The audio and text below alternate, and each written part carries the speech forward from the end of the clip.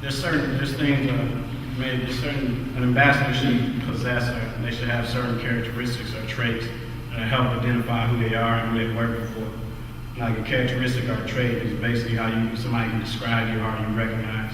An ambassador's characteristics or traits can be found in Galatians 5:22, if you could turn to that, please. But the fruit of the Spirit is love, joy, peace, patience, kindness, goodness, faithfulness, gentleness, and self-control. Against all such things there are no law. Basically, just looking at each of these as a characteristic of an ambassador. The first one, being love. And to me, this is an extremely important one. Basically, because you gotta have love in order to deal with other people and their stuff. You gotta have love to learn how to. You gotta have love to be able to accept people for who they are, not basing it off of conditions or the type of person they are or the expectation you have. And like the thing about it with Nick was, like I said, I keep going back to Nick because to me that was a huge mistake that I made in my life. I keep going back to Nick. I didn't accept Nick for who he was. I had my expectations of who the type of person Nick should have been. Because I think my biggest issue was him. He was a young dude and he acted like a young dude.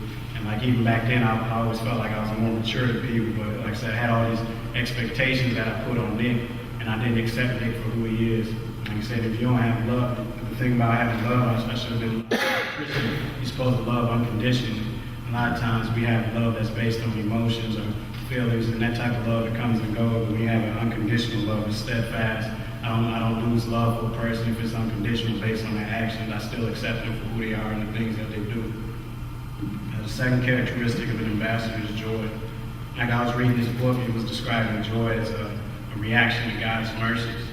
And the thing about God's mercies, His blessings, and His benefits. And like a lot of times we confuse joy and happiness, thinking they're the same thing, but it's different. Happiness is based on conditions and circumstances. Basically, happiness comes and goes, and joy isn't an emotion. It's more like a state or a being or a way of being.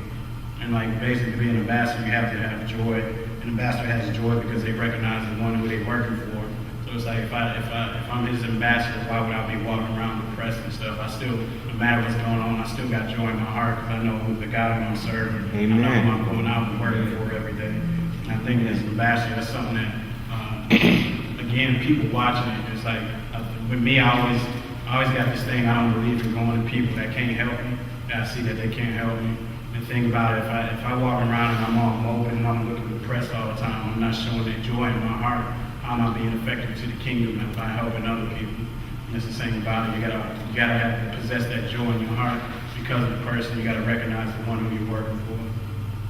The next characteristic of an ambassador is peace. And you gotta look at peace as being just a state of being calm, having peace within your life when there's like chaos all around you. Basically, as an ambassador, you gotta have peace. As an ambassador has peace so they can be able to be strong when there's chaos around him.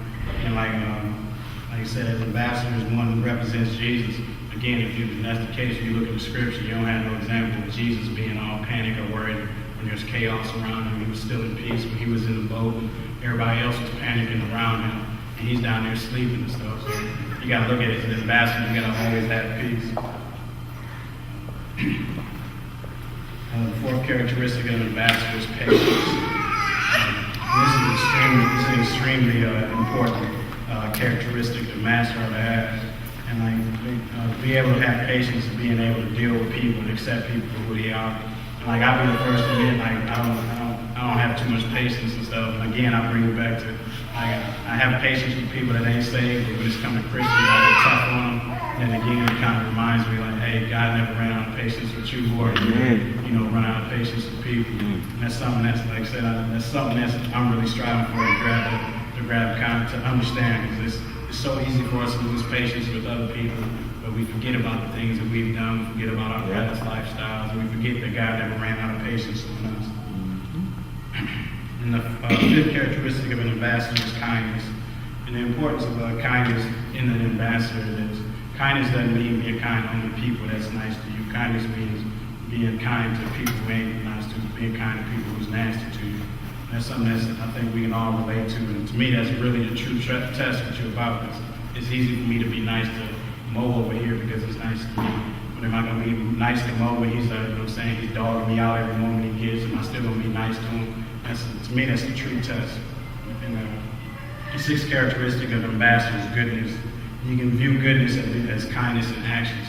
And again, I just take that back to being nice to Mo, or being kind to Mo if he was treating me wrong.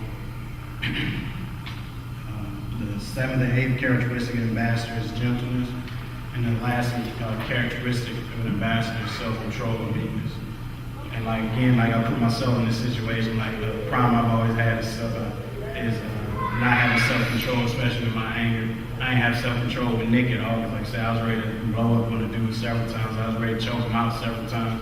Like I said, in Jesus, you gotta look at him as the perfect example of meekness or self-control.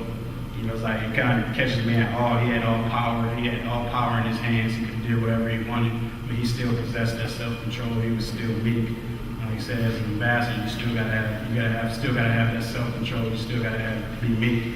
So even if people are talking about you behind your back, people hurt you, they make you mad and all this other stuff, that's cool, right? But you still gotta have that point of self-control. And that's something I didn't have with Nick. Like I said, I was constantly ready to blow up on him and go off on him.